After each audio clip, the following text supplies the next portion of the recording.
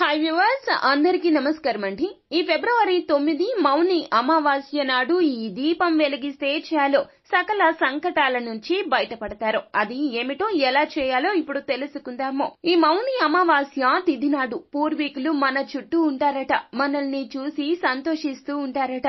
కావున ఈ రోజున మనం వారికి ఇష్టమైన మిఠాయిలు, పండ్లు, వస్త్రాలు పెట్టి అవసరమైన వారికి దానం చేయాలి. అంతేకాకుండా సూర్యాస్తమయం తర్వాత ఈ దీపం వెలిగించాలి. నల్ల నువ్వులను వేసి దక్షిణ దిక్కున అంటే మన ఇంటి దక్షిణ దిక్కున మనం నల్ల నువ్వులు వేసుకుని దాని మీద మట్టి ప్రమిదను వెలిగించి అందులోన ఆవ నూనె వేసి 2 ఒత్తులు వేసి దీపాన్ని వెలిగించాలట.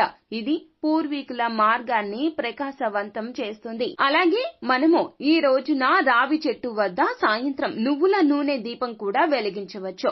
ఇలా చేసినా కూడా పూర్వీకులు సంతోషిస్తారు. అశ్వత్థ చెట్టుకు మనం ప్రదక్షిణలు